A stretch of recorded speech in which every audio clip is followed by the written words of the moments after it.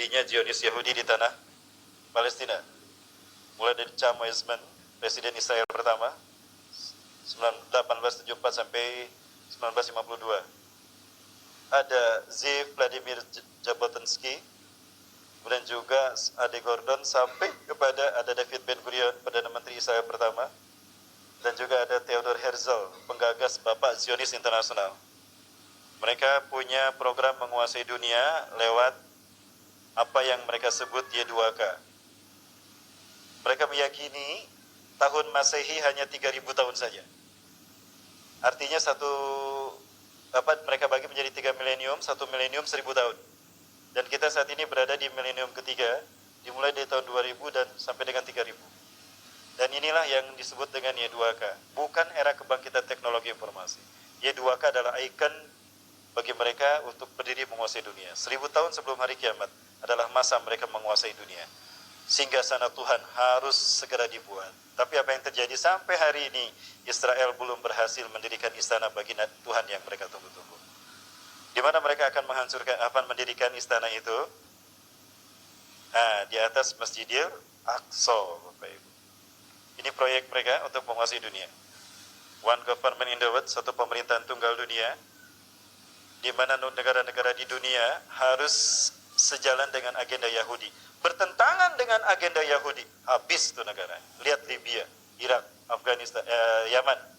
Itu yang tadi saya sebutkan. Libya, Tunisia, Mesir, jika bertentangan dengan Israel. Dan mereka akan mendirikannya di mana lagi kalau bukan di tanah Palestina. Bapak Ibu yang mati Allah, warna hijau ini adalah umat Islam Palestina, kaum muslimin.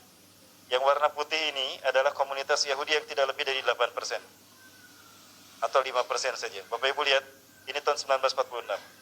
1947 PBB memutuskan membagi dua Palestina, 54% bagi Israel dan 46% bagi Muslim Palestina.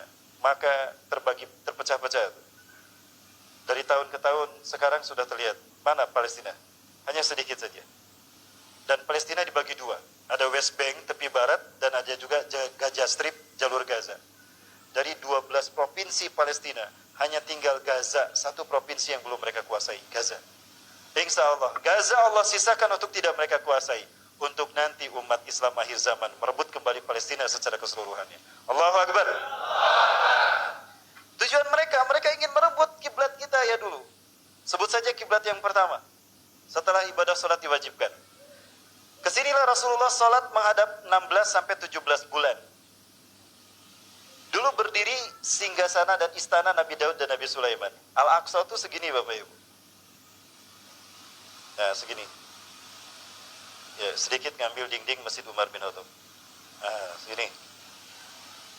Tapi karena sepeninggal Nabi Daud dan Nabi Sulaiman mereka maksiat, bahkan mereka melakukan perbuatan dosa di sini, Allah hukum mereka oleh 3 bangsa dunia. Mesir, Assyria dan Kaldani. Hancur istana Nabi Sulaiman, yang tersisa tinggal dinding ini.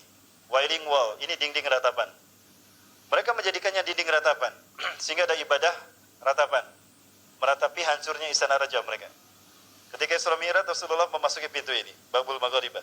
Nah, Rasulullah menambatkan kendaraannya di sini Burak, maka kendaraan ini, dinding ini Rasulullah namakan Haitul Burak, dinding Burak. Ya, Bapak Ibu rahmati Allah, ini adalah masjid ketiga setelah Mekah Madinah yang kalau kita sholat di sini 500 kali lebih baik daripada sholat dimanapun. Mau di dalam masjid ini Kibli, atau di dalam masjid ini Masjid Marwani, Masjid Qubatus Sohra.